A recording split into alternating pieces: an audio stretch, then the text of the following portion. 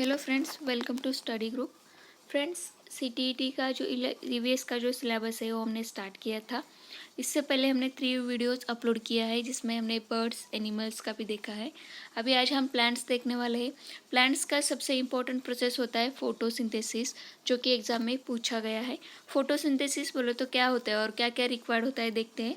First point है, in photosynthesis carbon dioxide, water, sunlight and chlorophyll are required. जो प्रकाश संश्लेषण क्रिया होती है उसमें कार्बन डाइऑक्साइड जरूरी है, जल का भी प्रयोग होता है, सूर्य एवं क्लोरोफिल जो होता है उसकी भी आवश्यकता होती है। सेकेंड पॉइंट देखते हैं, the green colour in leaves is due to chlorophyll. जो पत्तियां होती है वो हरे रंग की होती है क्योंकि उसमें क्लोरोफिल पाया जाता है। Plants evolve both oxygen and carbon dioxide. पौधे जो होते हैं वो ऑक्सीजन और कार्बन डाइऑक्साइड को इवॉल्व करते हैं। ठीक है, ये फोटोसिंथेसिस के 3 पॉइंट जो है एग्जाम में आ चुके हैं, हमें ध्यान रखना है। सेकंड है पॉलिनेशन, जिसको हम परागकण बोलते हैं। इसकी क्या कैरेक्टरिस्टिक्स है देखते हैं। Inside the petal in the middle of flower we find thin powdery structure called pollen. Pollen क्या होता है, इस पे क्वेश्चन आ चुका है फ्रेंड्स। पंखुड़ियों के अंदर जो होती है, फूल की जो पंखुड़ियाँ होती है उसके अंदर एक पतली सी पाते होती है, वो खस्ता संरक्षण होता है, उसको पराग कहा जाता है। हम जब फूल देखते हैं, फूल को हम ऐसा ऑब्जर्व करेंगे तो ये हमें पोलन दिखा जाएगा। ठीक है। सेकंड है, pollen grains are yellow powder like. वो पीले कलर का होता है और जो पीले चूर्ण होता है वो परागकण के समान होता है। ठीक है। Process through which plant reproduce is called pollination. वह जो प्रक्रिया होती है जिसके द्वारा पौधे अपना प्रजनन करते हैं उसको हम परागकण कहलाती है। ठीक है। कुछ ट्रीज है जो कि कुछ प्लांट है, कुछ ट्रीज है जो सीटीईटी में, ईवीएस में बहुत सारे क्वेश्चंस इस पे आ चुके हैं और बहुत इंपॉर्टेंट भी है। उसकी कैरेक्टरिस्टिक्स क्या क्या है हम आज इधर देखने वाले। फर्स्ट ट्री हम देखते हैं desert okay.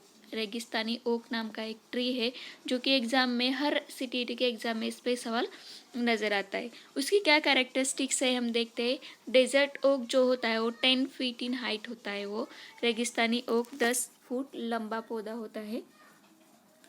Whose roots are 300 feet deep and it has few leaves। वो जो रेगिस्तानी ओक होता है वो 300 फुट गहरा होता है और उसकी जो पत्तियां होती है वो कम होती है, बहुत ज़्यादा पत्तियां नहीं होती हैं। Desert oak are found in Australia. ये डेजर्ट ओक कहाँ पाया जाता है, तो हमें लगता है ये रेगिस्तानी ओक है, बोले तो हम राजस्थान बोलेंगे, लेकिन नहीं, ये जो पाया जाता है ये ऑस्ट्रेलिया में पाया जाता है। Their roots are 30 times longer than stem. जिसकी जड़ें होती है उसके तन से 30 गुना लंबा होता है। जो उसका तन जो होता है, उसका रूट जो होता है वो 30 टाइम्स लॉन्गर दैन स्टेम, उसके तनों से 30 गुना लंबा होता है। Water stored in their stem. इसके तनों में पानी इकट्ठा रहता है क्योंकि रेगिस्तानी ओक है जो ऑस्ट्रेलिया में पाया जाता है। उसकी क्या क्या कैरेक्टरिस्टिक देखी हमने। वो 10 फुट लंबा होता है, उसके रूट्स 300 फीट डीप होते हैं, मतलब गहरी होती है, और पत्तियाँ बहुत कम होती है। डेजर्ट ओक जो है वो ऑस्ट्रेलिया में पाया जाता है और उसके रूट्स जो है वो 30 टाइम्स लॉन्गर दैन स्टेम्स होते हैं और ये उसके स्टेम में वाटर स्टोर करता है। ये जो कैरेक्टरिस्टिक है बहुत इंपॉर्टेंट है, एग्जाम में आए हुए कैरेक्टरिस्टिक्स इधर हमने लिया है, यह हमें इसके कैरेक्टरिस्टिक ध्यान में रखना है। सेकंड ट्रीज देख रहे हैं हम, बनियन ट्री, जिसको हम बरगद का पेड़ बोलते हैं, बरगद का वृक्ष बोलेंगे। तो देखते हैं क्या कैरेक्टरिस्टिक्स है इसके। ये पेड़ हम सब जानते हैं कैसा दिखता है। The banyan is one of the oldest tree. बरगद जो पेड़ है वो सबसे पुराना वृक्ष है। The banyan has few bearing roots. बरगद से सहारा देने वाली जड़ें होती है। हम देखते हैं जहाँ भी कहीं बरगद का पेड़ देखते हैं, हम बनियन ट्री देखते हैं, उसकी रूट्स पूरा ऊपर से लेकर जमीन में पहुंची हुई हमें दिखती है, वो उस पेड़ को सहारा देती है। The banyan tree can live up to 100 of year. बरगद का जो वृक्ष होता है, जो पेड़ पौधा होता है, वो क्या 100 साल से ज़्यादा जीवित रहता है। थर्ड ट्री देखेंगे हम, खेजड़ी ट्री। ये बहुत इंपॉर्टेंट ट्री है, इस पे सवाल आएगा ही। देखते खेजड़ी वृक्ष क्या बोलता है। In 1731, Amrita Devi Bishnoi sacrificed herself with 363 women to save khejri tree in Khejarli village.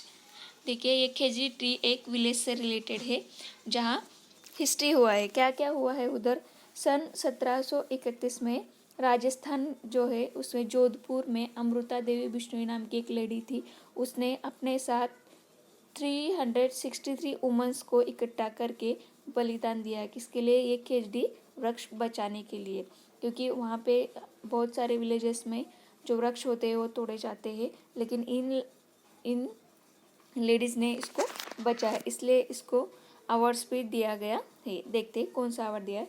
Government of India started an award as Amrita Devi Bishnoi national award for wildlife conservation in honour.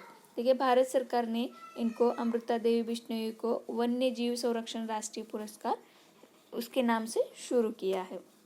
There bark is used for medicine. ये जो पेड़ है, खेजड़ी का जो पेड़ है, इसका जो छाल होता है वो दवा के लिए उसका प्रयोग किया जाता है। Their woods are insect free. ये जो खेजड़ी वृक्ष होता है इसके जो वुड होता है, लकड़ी होती है, इसको कीड़ नहीं लगती है। The pod of khejri is used for vegetable. इसकी जो फल आते हैं, फलियाँ जो होती है, इसका सब्जी बनाया जाता है। देखते हैं खेजड़ी विलेज में क्या कहा जाता है। अगर पेड़ है तो हम है, plant and element can't survive without us but can survive without us but we can not survive without them. ऐसा कहा जाता है कि पेड़ और जो जानवर होते हैं वो हमारे बिना रह सकते हैं, लेकिन हम उनके बिना नहीं रह सकते। ये खेजड़ी गांव के बुजुर्ग कहते थे, उसका कथन है। ठीक है, ये जो 6 पॉइंट्स है वो इम्पोर्टेंट है, हमें ध्यान रखना है। खेजड़ी ट्री बोले तो इससे रिलेटेड वन लेडी आती है, वो है अमृता देवी बिश्नोई, जिन्होंने सेक्रीफाइस किया था इस पेड़ के लिए। इसके साथ में 363 वुमेन्स भी जुड़े थे। ठीक है, इनके नाम से गवर्नमेंट ने अवार्ड भी शुरू किया है, वन्य जीवन संरक्षण राष्ट्रीय पुरस्कार। ये जो पेड़ है इसका जो बार्क होता है वो मेडिसिन के लिए यूज होता है। उसका जो वुड होता है वो इंसेक्ट फ्री होता है। उसका पौड़ का सब्जी बना के खा सकते हैं। और इन गांव के जो बुजुर्ग का कथन क्या है, पेड़ और जानवर हमारे बिना रह सकते हैं, लेकिन हम उन पेड़ और जानवर के बिना नहीं रह सकते। ठीक है, नेक्स्ट ट्री देखते हैं हम, सिंचोना ट्री। इसका क्या उपयोग है देखते हैं। High fever with shiver which can be treated with the bark of cinchona tree.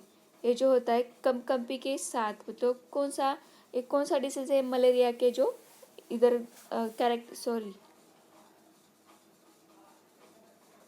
Symptoms बोलते हैं हम। ये जो हाई फीवर एंड शिवर होता है वो मलेरिया के सिम्टम्स है। और इस पर क्या यूज़फुल है, इस पर मेडिसिन बोल के सिंचोना ट्री का यूज किया जा सकता है। इधर हमने हिंदी में देखा है कंपकंपी के साथ तेज बुखार, जिसका इलाज सिंचोना के पेड़ के किनारे से किया जा सकता है। ठीक है, बार्क बोलेंगे हम। देखते हैं, ये जो प्लांट है वो बहुत इंपॉर्टेंट प्लांट है। इस पे क्वेश्चन हर साल के सीटीईटी में आता है। ये इंसेक्टिवरस प्लांट जो होते हैं, जो कीटाहारी पौधा होते हैं, कुछ प्लांट्स जो होते हैं, कुछ पौधे होते हैं वो कीटक को खाते हैं, जैसे मेंढक और चूहा को भी खाते हैं प्लांट। ठीक है, देखते हैं। फर्स्ट है नेफेंथिस। नेफेंथिस जो है वो एक कीटाहारी पौधा है। देखते हैं नेफेंथिस कीटक को खाने के लिए क्या क्या करता है। नेफेंथिस इज ए इंसेक्टिवरस प्लांट है। नेफेंथिस एक कीटाहारी पौधा है।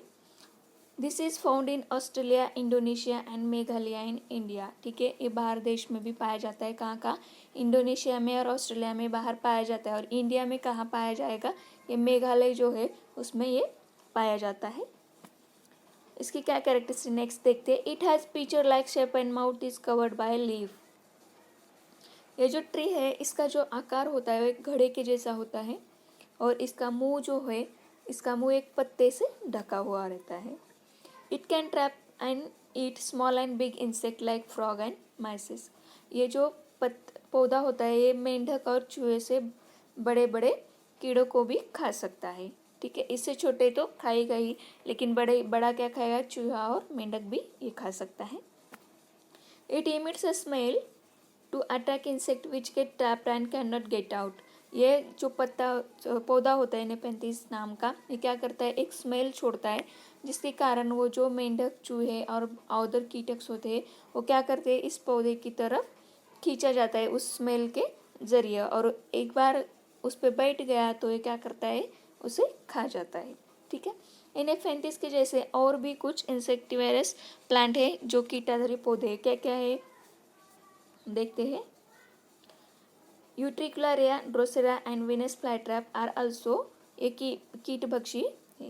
ये जो 3 अदर प्लांट्स भी है जो कीटक को खाते हैं, लेकिन ज़्यादा से ज़्यादा CTET में नेफेंथिस पे क्वेश्चन आया है। ठीक है, ये जो नीचे वाले भी जो नाम दिए हुए हैं कीटभक्षी पौधे के, उसके भी कैरेक्टरिस्टिक्स यही होते हैं। ठीक है, नेफेंथिस के बारे में हमने क्या देखा, नेफेंथिस एक कीटाहारी पौधा है। ये इंडोनेशिया, ऑस्ट्रेलिया और इंडिया में मेघालय में पाया जाता है। इसका आकार एक घड़े जैसा होता है और इसका मुंह जो है एक पत्ते से ढका हुआ होता है। इसके बाद में ये स्मॉल इंसेक्ट के साथ साथ बड़े इंसेक्ट को भी खाता है, जैसे मेंढक और चूहा को, और उन मेंढक, चूहा और कीड़ों को अपनी तरफ आकर्षित करने के लिए एक स्मेल छोड़ता है जिसके ज़रिए उनसे वो फंसा लेता है। ठीक है, ये जो मोस्ट इम्पोर्टेंट कैरेक्टरिस्टिक्स हमने देखे, हमें ध्यान में रखना है। देखते हैं इससे क्वेश्चन कैसा आया है। नेफेंथिस के ऊपर क्वेश्चन कैसा आया है, देखो। Nepenthes is a plant which trap and eat frog, insect and even mice. Is in our country this plant is found in. नेफेंथिस जो होता है वो कीटों को खाता है, जैसे फ्रॉगन से इंसेक्ट को, और वो हमारे इंडिया में कहाँ पाया जाता है। हमने अभी देखा था कि इंडिया में मेघालय में पाया जाता है और अदर कंट्रीज़ में ऑस्ट्रेलिया और इंडोनेशिया में पाया जाता है। ठीक है, नेक्स्ट देखते हैं नेफेंथिस के बारे में ही है। Consider the following statement about Nepenthes, a plant which hunts. देखते हैं, this plant is found in Australia, Indonesia and Meghalaya in India. ये सही स्टेटमेंट है, हमने अभी देखा था। It has a picture like shape and the mouth is covered by leaf, ये भी सही है, हमने देखा था। उसका जो आकार होता है वो कैसा होता है, एक कड़े जैसा, और उसका मुंह एक पत्ते से ढका है। It can trap and eat only small insect, अभी देखो ये हम स्मॉल इंसेक्ट तो खाता ही खाता है, लेकिन उसके साथ में बड़ा इंसेक्ट को भी खाता है, तो ये स्टेटमेंट आधा सच है, तो ये क्या करेंगे, इसको रॉन्ग बोलते हैं। नेक्स्ट देखते हैं, it emit a pleasant sound to attract a small insect which get trapped and can not out. ये इधर क्या किया है, इधर साउंड दिया है, लेकिन ये जो पौधे होते हैं वो साउंड नहीं करते, वो क्या करते हैं, एक स्मेल छोड़ते हैं, एक गंध छोड़ते हैं, लेकिन इधर दिया है साउंड छोड़ते हैं, साउंड नहीं, ये स्मेल छोड़ते हैं। तो C एंड D ये गलत हो गया, तो इसमें राइट बोला है, करेक्ट स्टेटमेंट बोला है, तो क्या कौन सा, A and B is only correct statement. ठीक है, ऐसे क्वेश्चन CTET में पहले ही आए हैं और आगे भी आ सकते हैं। ठीक है, अगर आपको वीडियो पसंद आया तो लाइक, शेयर एंड सब्सक्राइब करें। नेक्स्ट वीडियो में भी हम ऐसे कुछ इंपॉर्टेंट पॉइंट्स कंटिन्यू करने वाले हैं। Thank you for watching this video.